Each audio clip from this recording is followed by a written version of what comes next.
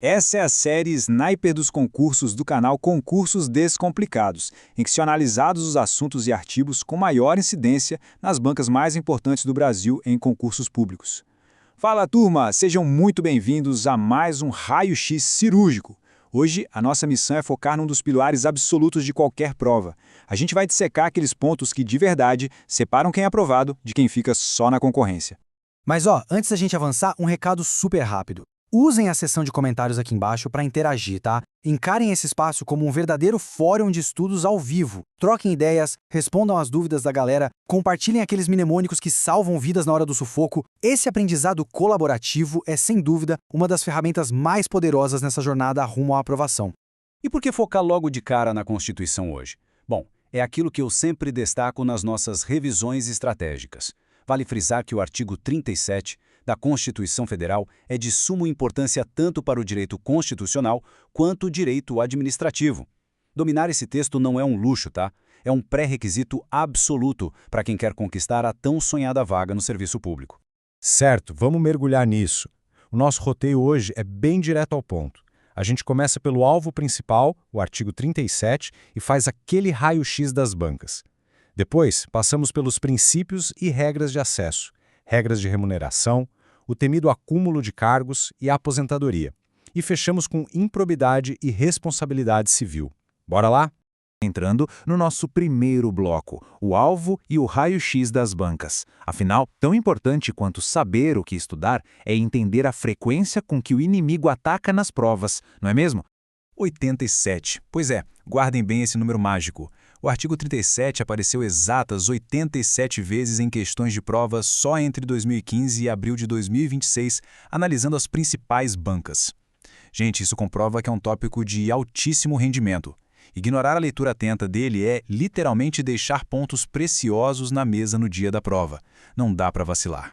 E olha só como essas 87 cobranças se distribuem. Fica muito nítido o domínio da FGV e do Sebrasp. Foram 37 questões formuladas pela Fundação Getúlio Vargas e 34 pelo Sebrasp. A FCC correu um pouco por fora, cobrando o tema 16 vezes nesse mesmo período. Ou seja, se o edital está na mão da FGV ou do Sebrasp, a luz de alerta máximo tem que estar piscando. Mas muita atenção ao estilo de cada inimigo. O Sebrasp adora fazer aquela mistura perigosa do texto da lei com a jurisprudência, naquele modelo clássico de certo ou errado. Já a FGV, a FGV é mestre em criar casos práticos super complexos. Eles contam toda aquela historinha do servidor João e depois pedem para aplicar a regra. A FCC, por outro lado, é mais tradicional, vai direto ao ponto exigindo a memorização implacável da letra seca da lei. Conhecer a banca é o que permite adaptar o nosso escudo. Avançando agora para a essência da máquina pública, os princípios e as regras de acesso ao serviço público. É exatamente aqui que o jogo começa para todo futuro servidor. E isso ilustra brilhantemente a base de todo o direito administrativo brasileiro. O nosso bom e velho mnemônico LIMP. A administração pública, seja ela direta ou indireta, está blindada e é obrigada a seguir a legalidade, a impessoalidade, a moralidade, a publicidade e a eficiência. Se alguma questão tentar convencer de que uma empresa estatal exploradora de atividade econômica não precisa seguir isso, pode marcar errado sem pensar meia vez. Agora, para entrar no serviço público, a regra é bem clara: concurso. E a validade, até 2 anos, prorrogável uma única vez por igual período. Mas cuidado com a palavra até, hein? As bancas amam afirmar que a validade é de exatamente 2 anos. E isso é falso. Pode ser de 6 meses, por exemplo. E fiquem de olho na pegadinha clássica dos cargos em comissão. Como eles são declarados em lei de livre nomeação e exoneração, não exigem concurso. É a exceção que os examinadores mais amam cobrar. E uma vez lá dentro, o servidor civil tem direitos e garantias inegociáveis. Tem o direito à livre associação sindical e à greve, além da garantia de um percentual de vagas para pessoas com deficiência. Tem também a possibilidade de contratação temporária para aquele excepcional interesse público. E anotem isso aí: funções de confiança são exclusivamente para servidores efetivos, focadas em direção, chefia e assessoramento. Outro detalhe importante: quem já foi aprovado num concurso que ainda está válido tem prioridade absoluta na convocação em relação a novos concursados, beleza? Mudando de marcha, vamos para as regras de remuneração. É o assunto que motiva muita gente a estudar, mas que é cercado de limites extremamente rigorosos. Afinal, ninguém no serviço público pode ter um salário infinito. Existe um teto geral, que é o subsídio dos ministros do STF. Mas o artigo 37 traz os famosos subtetos, e é aí que a gente precisa ter atenção. No município, o teto é o salário do prefeito. Já no Estado e no Distrito Federal, a coisa se divide. No Executivo, o limite é o salário do governador. No Legislativo, o dos deputados. E no Judiciário, os dos desembargadores do TJ. E um detalhe que despenca em prova: os salários do Legislativo e do Judiciário nunca podem ser superiores aos pagos do Poder Executivo. Partimos agora para uma área um pouco mais espinhosa: acúmulo de cargos e aposentadoria. Essa é, com certeza, uma das áreas mais férteis para as bancas criarem armadilhas. Então, o ponto crucial é separar perfeitamente a regra das exceções. A regra geral é absoluta. É proibido acumular cargos remunerados. E isso vale inclusive para autarquias, fundações e empresas estatais. As exceções, sempre lembrando que precisa ter compatibilidade de horários, são só 3. 2 cargos de professor, 1 cargo de professor com outro técnico ou científico e 2 cargos privativos de profissionais da saúde com profissões regulamentadas. Fora dessas 3 caixinhas, é acúmulo ilegal. E para o pessoal que já está na inatividade, é terminantemente proibido receber a aposentadoria do serviço público junto com a remuneração de um novo cargo na ativa. As únicas exceções são para aqueles mesmos cargos que a gente acabou de ver que já eram acumuláveis lá na ativa, além de cargos eletivos e cargos em comissão. Outra vedação expressa que exige atenção máxima: o servidor não pode acumular aposentadoria com pensão por morte de forma irrestrita. As regras atuais para isso são bem severas e as bancas adoram confundir. Chegamos ao nosso último grande bloco: improbidade e responsabilidade civil.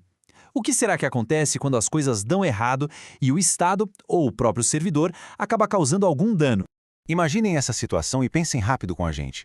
Um motorista de uma viatura oficial, a serviço, bate no carro de um cidadão comum. A grande pergunta que não quer calar na prova é: quem paga essa conta num primeiro momento? O cidadão processa o motorista ou processa o Estado? A resposta está na famosa responsabilidade objetiva do Estado. A vítima vai cobrar do Estado ou da empresa privada que estiver prestando o serviço público, sem precisar provar que houve culpa ou intenção do servidor. O Estado vai lá e paga a vítima. Só que, presta atenção, o Estado não fica no prejuízo de jeito nenhum. Ele tem o direito de regresso. Ou seja, ele vai atrás do servidor para cobrar o prejuízo, mas aí sim só se conseguir provar que o agente agiu com dolo, que é a intenção, ou com culpa, por negligência, imprudência ou imperícia. Mas e se o ato for de corrupção ou má-fé? Aí a gente entra na improbidade administrativa. Cuidado que as bancas amam trocar as palavras-chave aqui para confundir. Atos de improbidade geram a suspensão dos direitos políticos, e não a perda. Geram também a perda da função pública, a indisponibilidade dos bens e o ressarcimento aos cofres públicos. Tudo isso, claro, sem prejuízo de uma eventual ação penal. E lembrem-se, é a própria lei que vai estabelecer os prazos de prescrição para esses ilícitos. Fechando esse nosso raio-x, a gente não pode esquecer de algumas regras gerais de administração. Compras e obras públicas exigem licitação. Essa é a regra. Sobre a estrutura estatal, gravem isso de uma vez por todas. Autarquias são criadas por lei específica, enquanto as empresas públicas e sociedades de economia mista são apenas autorizadas por lei. Além disso, é absolutamente proibida a autopromoção pessoal de autoridades usando dinheiro público, e hoje a Constituição obriga os órgãos a avaliarem as políticas públicas e divulgarem os resultados. Nós cobrimos um território vasto hoje, mas incrivelmente estratégico. Como os números lá do começo provaram, a incidência desse tema é simplesmente colossal. Por isso, o grande conselho de especialista que fica é: a verdadeira chave da aprovação aqui é a leitura seca do artigo 37. Mesmo as bancas que cobram mais interpretação, como a FGV, baseiam as pegadinhas em detalhes microscópicos do texto constitucional. A leitura direta, atenta e repetitiva da lei jamais deve ser negligenciada. Uma preparação de alto nível exige constância, exige estratégia. Fechamos essa nossa análise cirúrgica, mas o trabalho de todo concurseiro continua. Fica aí a provocação. Já rolou aquela revisão da letra seca do artigo 37 hoje? Aproveita o embalo, abre o Vademecum ou a Constituição aí no navegador e consolida tudo que a gente viu aqui. Um grande abraço, foco total nos estudos e até a nossa próxima missão.